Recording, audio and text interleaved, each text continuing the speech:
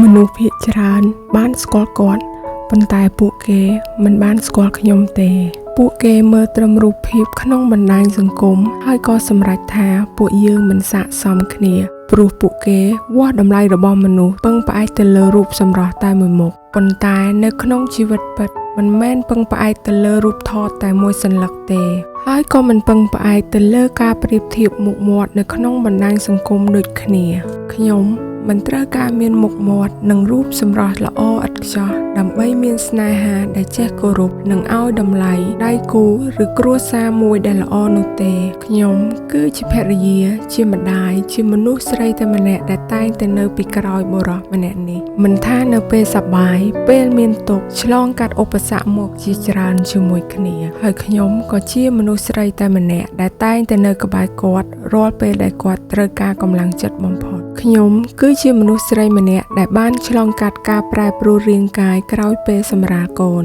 ហើយខ្ញុំបាននឹងកំពុងព្យាយាមក្លាយជាម្ដាយល្អនិងភរិយាល្អសម្រាប់ក្រុមគ្រួសារមួយនេះបើអ្នកវាស់តម្លៃរបស់ខ្ញុំដោយពឹងផ្អែកលើរូបរាងវាបង្ហាញថាអ្នកមិនទាន់យល់ពីអ្វីដែលពិតជាមានតម្លៃពិតប្រាកដទេហើយអ្នកនឹងមិនយល់ពីតម្លៃនៃការគាំទ្រភាពស្មោះត្រង់ការតស៊ូនិងស្នេហាដែលពួកយើងតែងតែមានសម្រាប់គ្នាការរិះគន់របស់អ្នកមិនបានបំផ្លាញខ្ញុំទេហើយវាក៏មិនបានធ្វើឲ្យខ្ញុំខូចចិត្តទៀតដែរប៉ុន្តែវាបានធ្វើឲ្យខ្ញុំកាន់តែមានមោទនភាពលើខ្លួនឯងខ្ញុំនៅទីនេះមិនមែនដើម្បីបញ្ជាក់ថាខ្ញុំស្រស់ស្អាតជាងអ្នកណាទេប៉ុន្តែខ្ញុំចង់បង្ហាញថាតម្លៃរបស់មនុស្សស្រីមិនអាចវាស់ដោយពឹងផ្អែកទៅលើរូបសម្រស់តែមួយមុខទេហើយខ្ញុំនៅទីនេះមិនមែនដើម្បីបញ្ជាក់អ្វីទៅកាន់អ្នកណាទេខ្ញុំគ្រាន់តែរស់នៅក្នុងជីវិតដែលខ្ញុំមានមោទនភាពបំផុតហើយខ្ញុំសង្ឃឹមថាមនុស្សស្រីគ្រប់រូបនឹងមិនអនុញ្ញាតឲ្យពាក្យសម្ដីអ្នកដទៃមកកំណត់តម្លៃលើខ្លួនឯងឡើយ